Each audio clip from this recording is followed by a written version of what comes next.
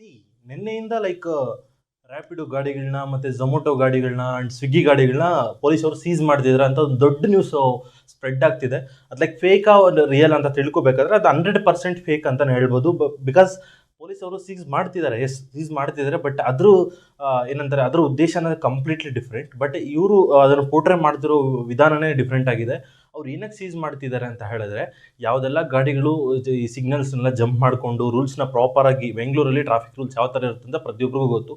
ಆ ರೂಲ್ಸ್ನ ಪ್ರಾಪರಾಗಿ ಯಾರು ಏನಂತಾರೆ ಫಾಲೋ ಅಪ್ ಆಗ್ತಿಲ್ಲ ಅಂಥ ವೆಹಿಕಲ್ಸ್ನ ಮಾತ್ರ ಸೀಸ್ ಮಾಡುತ್ತೆ. ಅದ್ರ ನಿನ್ನ ಫೈನ್ ಕಟ್ಟಿದ್ರು ಕೂಡ ಅವ್ರು ಕಟ್ಸ್ಕೊಂತಿಲ್ವಂತೆ. Because one of my friend working in like Swiggy Zomato, ಅವನ್ನ ಫೋನ್ ಮಾಡಿ ಕೇಳಿದಾಗ ಹೌದು ಲೈಕ್ ಈ ಥರ ಲೈಕ್ ಏನಂತಾರೆ ರೂಲ್ಸ್ನ ಯಾರೆಲ್ಲ ಫಾಲೋ ಮಾಡಿಲ್ವೋ ಒಂದು 4-5 ಟೈಮ್ಸ್ ಏನೋ ರೂಲ್ಸ್ನ ಬ್ರೇಕ್ ಮಾಡಿರೋ ಎಲ್ಲ ಗಾಡಿಗಳನ್ನೂ ಸೀಸ್ ಮಾಡ್ತಿದ್ದಾರೆ.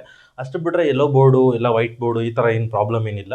ಜಸ್ಟ್ ರೂಲ್ಸ್ ಯಾವುದೆಲ್ಲ ಫಾಲೋ ಮಾಡಿಲ್ವೋ ಅಂತಹ ವೆಹಿಕಲ್ಸ್ನ ಮಾತ್ರ ಸೀಸ್ ಮಾಡ್ತಿದ್ದಾರೆ.